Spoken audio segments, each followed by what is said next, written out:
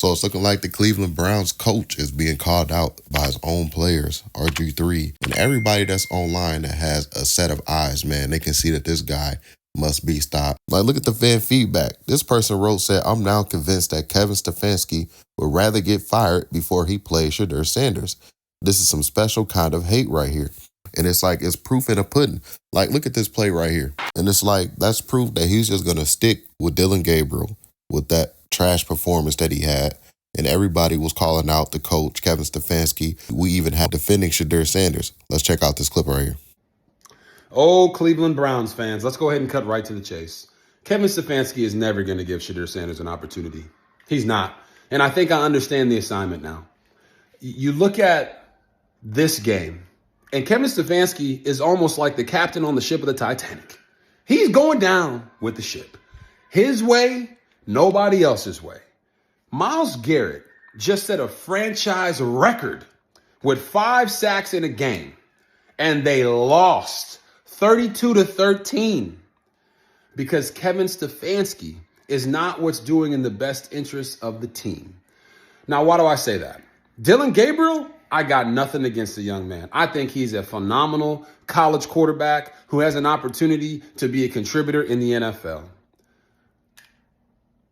But when your coach comes out and doesn't hold the starting quarterback accountable for not playing well, regardless of whether he is a young quarterback or not, doesn't watch the film and immediately comes out in the press conference and says, I'm going to stick with Dillon Gabriel after the bye week, knowing that Myles Garrett isn't throwing his helmet on the sideline because he was upset that he didn't get more sacks.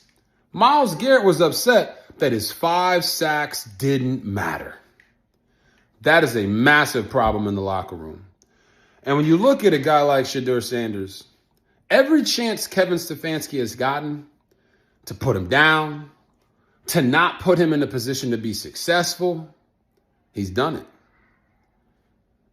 Kevin Stefanski owes it to the locker room to give Shedeur Sanders an opportunity to compete, have a pathway to the field, no different than any other player.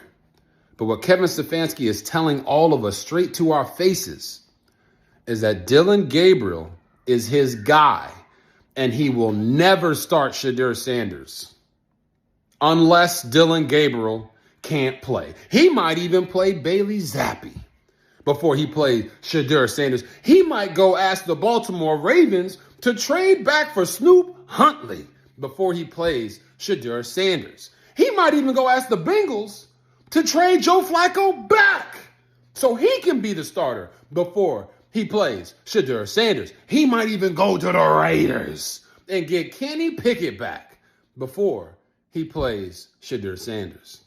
The only way this Cleveland Browns team gets better this season or into next year is if Kevin Stefanski is not there.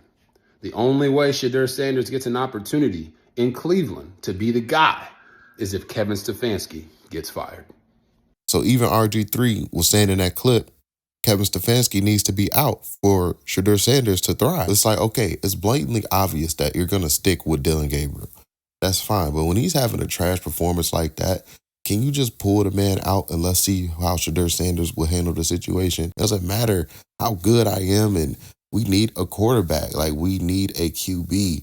At some point, you have to put your pride to the side and put Shedeur Sanders in, man. Like, we seen how he was effective in the preseason game. He didn't even get a chance to play with the starters yet. So it's like, give Shedeur Sanders his shot at least. Like, it wouldn't even hurt if y'all already getting blown out. Let's try to get an energy spark. You know, Myles Garrett have a good relationship with Shedeur Sanders.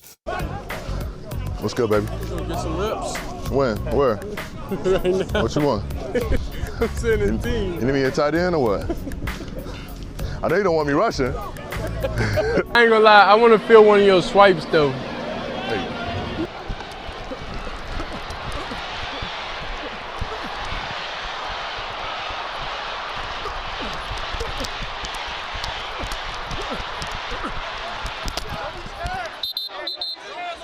Don't be scared, little boy. Hey Myles, you think like my spin will work? work on you? No. It worked today. It was good. It wouldn't work on me, though. He did it back-to-back, too. So, like, what you looking at, like, when you chasing it?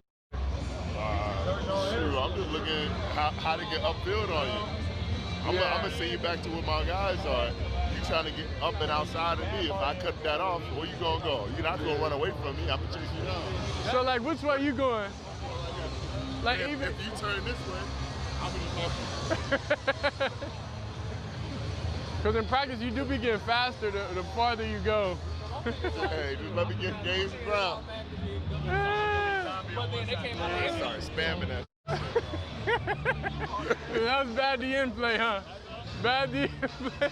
Who knows, man? Maybe if Shedeur Sanders would have gotten to the game, that would have been the energy spark that the team needed, But obviously, when you have to sit here and deal with a QB that's performing the way that Dillon Gabriel did, that's going to take away from the team spirit, man.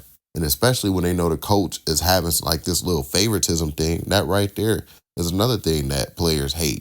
Players hate that favoritism stuff. Like, bro, we're trying to win games, which brings in Myles Garrett because they talked about his performance and he didn't even want to talk about it. He even said he would take that whole performance away for a win, calling out the coach. Let's check out this clip right here.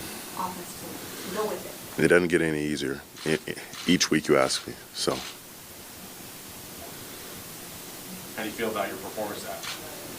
Does the loss diminish how you feel about your performance today at all, I guess? I would throw the whole performance away for a win.